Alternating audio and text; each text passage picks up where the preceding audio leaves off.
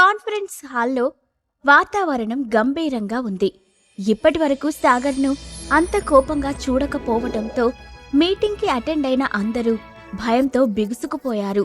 అందర్నీ ఒకసారి పరీక్షగా చూసి, మీలో చాలా మందికి అగ్నిహోత్రి ఫ్యామిలీకి వ్యతిరేకంగా పోరాడటం ఇష్టం లేదు కదా, ఇంకా ఇక్కడే ఎందుకున్నారు? ఇప్పుడే ఇక్కడి నుండి వెళ్ళిపోండి. మిమ్మల్ని ఆపేవాళ్లు ఎవరూ లేరు. బట్ మళ్ళీ స్వప్నలో కంపెనీలో అడుగుపెట్టే అవకాశం మాత్రం మీకు ఉండదు. మైండ్ ఇట్ అని సీరియస్గా చెప్పాడు సాగర్. ఆ మాట విన్న వ్యక్తులు కొందరు షాక్ అయ్యారు. అప్పటి వరకు సాగర్ను ఈజీగా టార్గెట్ చెయ్యొచ్చు అనుకున్న వాళ్ళందరూ అతని కళ్ళల్లో కనిపిస్తున్న కోపానికి జడుసుకున్నారు. ఒక్కసారిగా ఆ మీటింగ్ హాల్ అంతటా గాఢమైన నిశ్శబ్దం అలుముకుంది. ఇంతలో ధైర్యంగా ఒక వ్యక్తి పైకి లేచి, అక్కర్లేని భయాలతో మిమ్మల్ని ఎదిరించినందుకు మమ్మల్ని క్షమించండి సాగర్ గారు. ఇక్కడ ఉన్న ఒక్కరికి కూడా స్వప్నలో కంపెనీని వదిలిపెట్టి వెళ్లడం ఇష్టం లేదు. ప్లీజ్ మీరు మీ నిర్ణయం మార్చుకోండి అని రిక్వెస్ట్ చేశాడు. ఆ మాటతో అప్పటి వరకు సైలెంట్గా ఉన్న మిగతా వాళ్ళు కూడా పైకి లేచి సాగర్కి సారీ చెప్పి ముఖమ్మడిగా రిక్వెస్ట్ చేశారు. దాంతో కోపం కంట్రోల్ చేసుకున్న సాగర్, ఓకే, ఇదే లాస్ట్ అండ్ ఫైనల్ వార్నింగ్. ఇంకొకసారి ఇలాంటి న్యూసెన్స్ క్రియేట్ చేస్తే పరిస్థితులు చాలా దారుణంగా ఉంటాయి. Get back to your works అని అందర్నీ పంపేసి, వీలైనంత తొందరలో నాకు స్టాక్ మార్కెట్ స్టెబిలైజ్ అవ్వడం కావాలి. అందుకోసం నువ్వేం చేస్తావో, ఎలాంటి స్టెప్ తీసుకుంటావో నీ ఇష్టం, కానీ నాకు రిజల్ట్ కావాలి.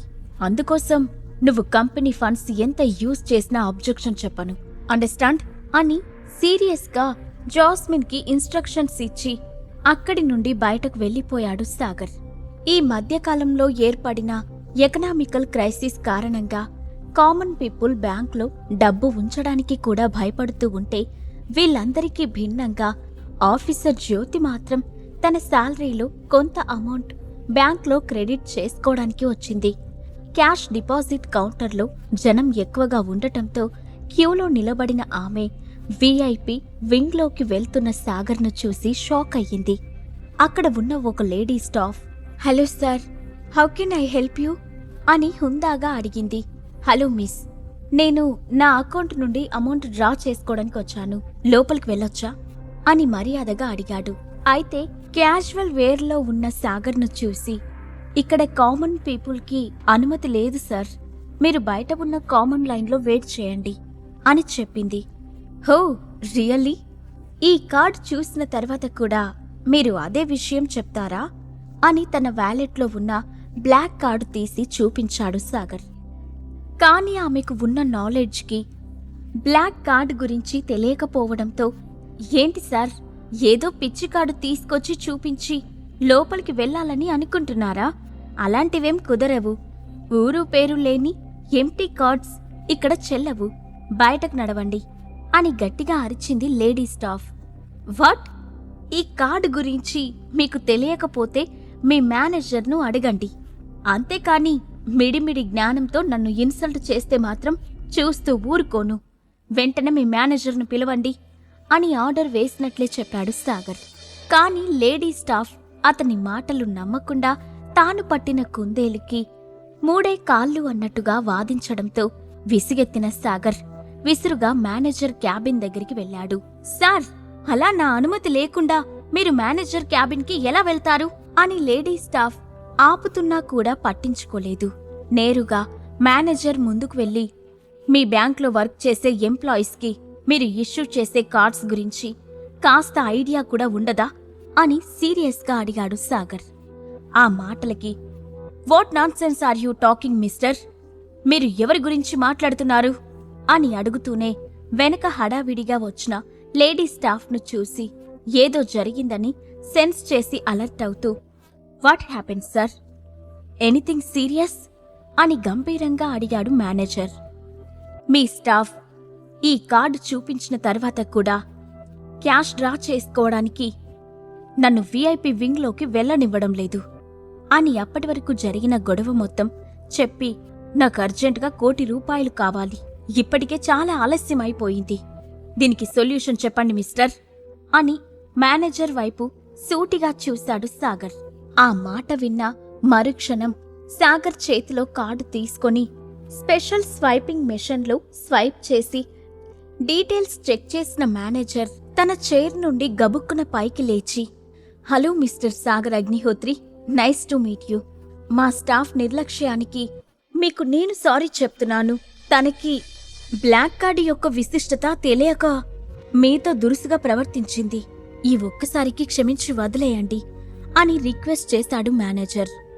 అప్పటికే టేబుల్ మీద ఉన్న నేమ్ ప్లేట్లో మేనేజర్ నేమ్ చూసిన Sagar, it's okay mister Hemant, కానీ ఇలాంటి మిస్టేక్స్ మరొకసారి రిపీట్ కానివ్వకండి. అందరూ నాలాంటి మంచివాళ్లు ఉండరు. మీ ఎంప్లాయీస్ అందరికీ కార్డు హోల్డర్స్కి సంబంధించిన మినిమం డీటెయిల్స్ గురించి కాస్త ఎడ్యుకేట్ చేయండి అని అడ్వైజ్ ఇచ్చాడు. యా షూర్ సార్, మీ అడ్వైస్ ఖచ్చితంగా ఫాలో అవుతాను. ప్లీజ్ మీరు చైర్లో కూర్చోండి. ఇప్పుడే మా లేడీ స్టాఫ్ వెళ్ళి అమౌంట్ డ్రా చేసి తీసుకొచ్చి ఇస్తుంది అని సాగర్కి వినయంగా చెప్పి వెంటనే వెళ్లి సాగర్కి ₹1 కోటి కౌంట్ చేసి తీసుకురా, ఇందులో ఏమాత్రం నిర్లక్ష్యం చేసినా ఊరుకోను అని సాగర్ బ్యాంక్ డీటెయిల్స్ మొత్తం ఆమెకు ఇచ్చి పంపించాడు మేనేజర్.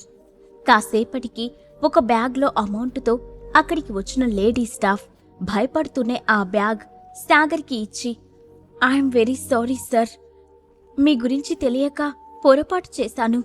ఇంకొకసారి ఇలాంటి మిస్టేక్ రిపీట్ కానివ్వను అని ఏడుపు ముఖంతో చెప్పింది. ఇట్స్ ఓకే అని బ్యాగ్ పట్టుకొని బయటకు వచ్చిన సాగర్ ఎంట్రెన్స్లో అనుమానంగా చూస్తూ కనిపించిన ఆఫీసర్ జ్యోతిని చూసి షాక్ అయిపోయాడు. హలో మిస్ జ్యోతి, మీరిక్కడేం చేస్తున్నారు? కొంపతీసి మీరు కూడా VIP వింగ్లో డబ్బులు డ్రా చేయడానికి వచ్చారా ఏంటి అని వెటకారంగా అడిగాడు సాగర్. అయ్యో లేదండి, నా ఫ్రెండ్ పల్లీలు అమ్ముతున్నాడని తెలిసి చూడటానికి ఇక్కడికి వచ్చాను. అదేంటో అతను అచ్చం మీలాగే ఉంటాడు, కొంపతీసి మీరు కాదు కదా అని అంతే వెటకారంగా రిప్లై ఇచ్చింది ఆఫీసర్ జ్యోతి. ఏంటి రివెంజా? నా చేతిలో క్యాష్ బ్యాగ్ చూసి కూడా అలా అడగడం ఏమీ బాగోలేదు. ఇంతకీ మీ డౌట్ ఏంటి అని స్ట్రైట్గా అసలు విషయంలోకి వచ్చాడు సాగర్.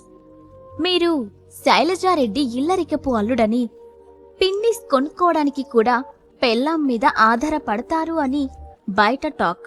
మరి మీకు VIP వింగ్లో పనేంటో అని సాగదీసింది ఆఫీసర్ జ్యోతి. హుష్ దేవుడా, ఈ ట్యాగ్ ఎప్పటికి పోతుందో అని తలకొట్టుకొని మేము మార్గదర్శిలో చేరామండి. ఈ మధ్యనే కాస్త డబ్బులు సంపాదించుకుంటున్నాం. ఈ ప్రశ్నలకు సమాధానం నెక్స్ట్ ఎపిసోడ్లో తెలుసుకుందాం.